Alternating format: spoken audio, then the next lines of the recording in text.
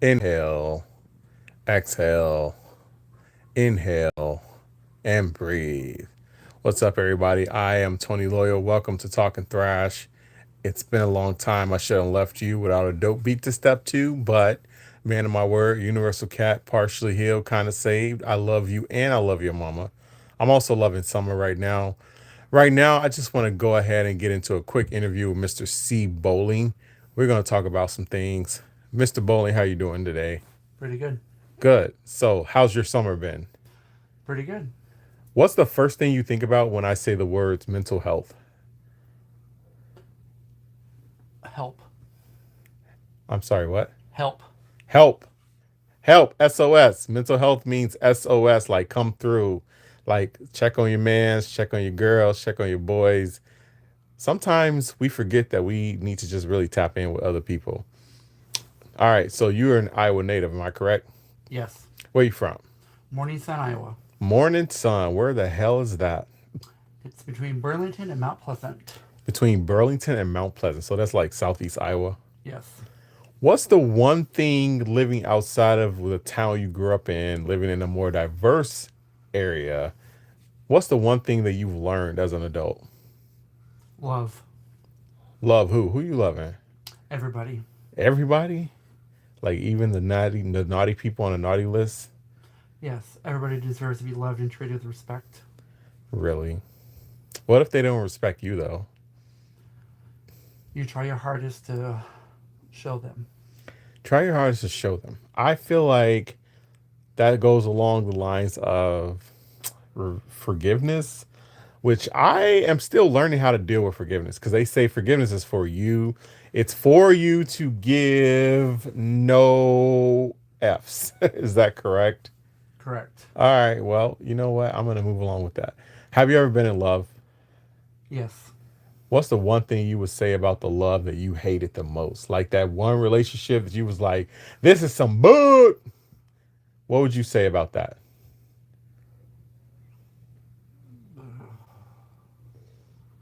He's Distance. what? Distance. Distance? Like, what do you mean by distance? Traveling to be with somebody. Oh, so what do you mean? Like, would you do long distance relationship? No. So distance meaning like going to see them or like, what are we doing? Both. Seeing them and not being able to see them. Is that a big problem? Yeah. So I am a historical non-long distance relationship person. I feel like if you live more than 30 minutes from me, it's a no. You know what I mean? Like I I'm agree. not doing back and forth an hour just to go to brunch and cuddle and watch YouTube. Like what are we doing? Correct. But you're saying like distance is that a good I guess the question is a good distance a good or bad thing? It depends on the other person that you have fallen in love with and if they're able to give back. So step up to the plate and kind of Correct. meet you halfway and be like, Yes. hey, you live in this town, I live in this town, let's meet halfway. The other question I have, so when regarding dating and gay dating, what are your views on now? Here's the thing. I'm a black man, you obviously are not. And there's a lot of people that in my community that's like interracial dating is just like boo, I need me a black king, blah blah blah. As a white dude, what's your theory on interracial dating? This is my first interracial dating, and I have done and said things, and I've learned from those. And my partner is an amazing teacher and has shown me the ropes on so much culture that I thought I knew that I did not know. And I'm all for it.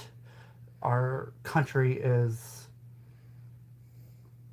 just at a standstill with race and murder and everything that you can think of nowadays.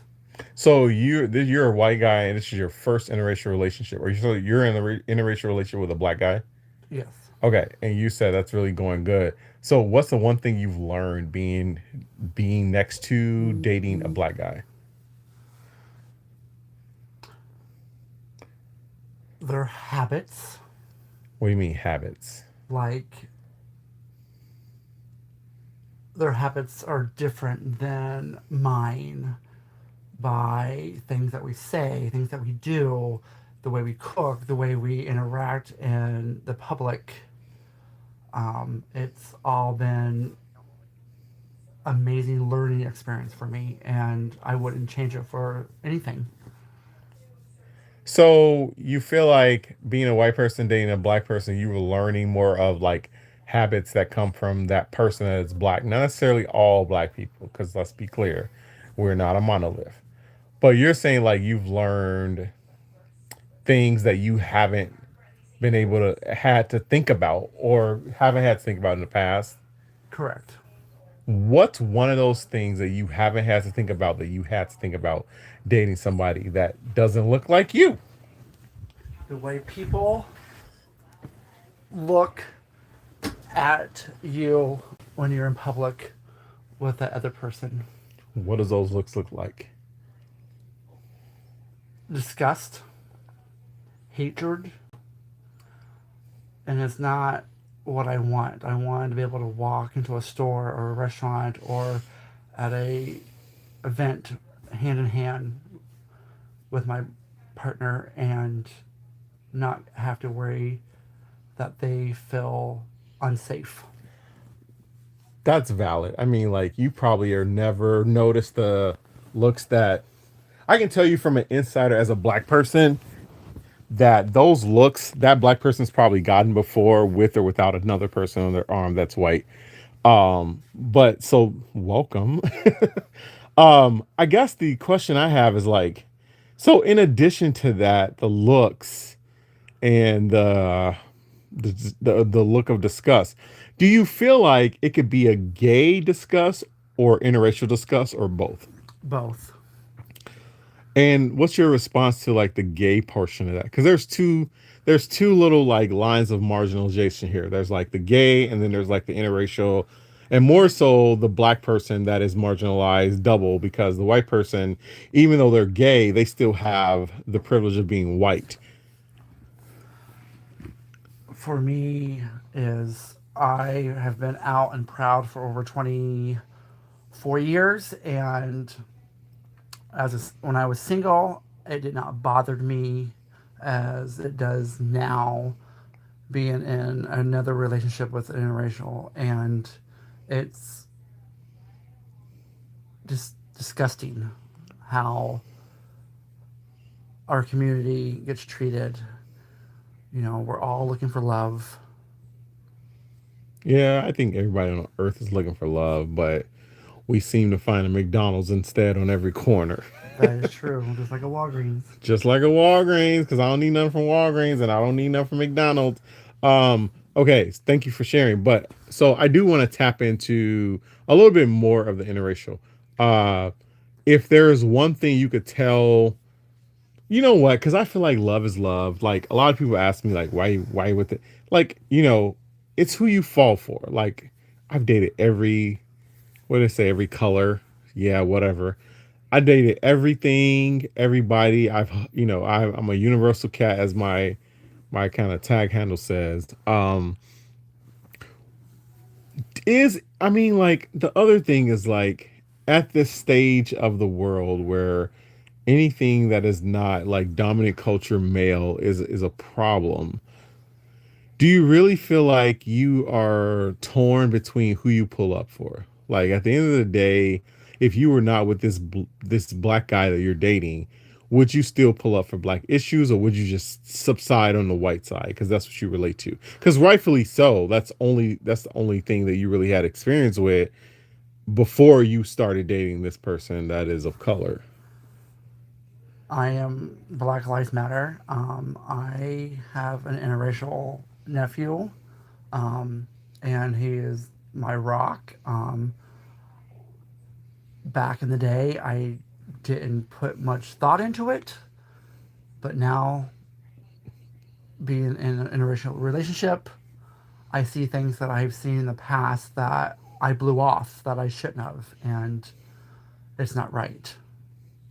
That's really interesting because I feel like a lot of times people like Sandra Bullock, they don't get what we get until they love and are raising Mm-hmm. and are the parent of somebody that looks like us, not biracial, even biracial still like not white, but also like she got kids from Africa. You know what I'm saying? Mm-hmm. So Right. like I get that she might be aware of some things that she, aha moments, as Oprah says. And I also get the narrative, just to be the devil's advocate, that there's a lot of people that are white that are like, well, I have a mixed nephew, or my sister married a black guy. It's like, well, you know what? I don't know anything about that guy, but here's what you're not gonna do. But I think that you kind of hit on something like, you are aware of stuff. You weren't aware of stuff until your nephew was born. And you're like, okay, boom, now I see it. And I guess the only thing I want to say with Talking Thrash closing is that, in this space of like people coming to the line of marginalization, pulling up for us, whatever they've learned, give them grace, because the world has taught them to not give a what. The world has taught them to not give a UFO about people of color. And so if somebody adopts a black child, or they have a mixed child in their family, or they decide to date somebody outside of their race and they're realizing things that they had never had to realize before, we should give them a little bit of grace. Also, we should continue to what I call check them, crooked seven on your face, but not in a sense like that. But we should continue to own what is the standard for us as far as respect, because dominant culture has their standard. Every culture that is not white have their own standard of what goes and what doesn't. And I think that it is important as you go on with your interracial relationship to make sure that when you are corrected, don't be offended. You know how it's so easy for people to be like, I'm sorry. Don't be sorry. Do better. I don't want you to be sorry. I want you to do better. Mm-hmm. Any final thoughts, Mr. Boling, before we get up out of here? I've had an amazing time, and I'm learning more and more every day. And don't be afraid to ask for help or love, and just respect each other. Stop this gun violence, and just love each other. Thank you for that. Stop, pop, pop, pop, and start love, love, love. We say ask for love. I love the love. I love that people can get outside the box. Uh, I thank you for that. All right, y'all, listen. Y'all see that fine man right there? That's top Mr. Loyal, Tony Loyal, talking thrash. Man of my word, universal cat, partially healed, kind of saved. I love you, and I love your mama, and thank you for talking thrash with me. I got Mr. Bowling to talk his thrash, so I hope and I can get some more people to talk their thrash with me. Please do. Like and subscribe. That's what I'm supposed to say. But at the end of the day, it's out there. Y'all can watch it. Love you and your mama. Talking thrash. Bye. Bye.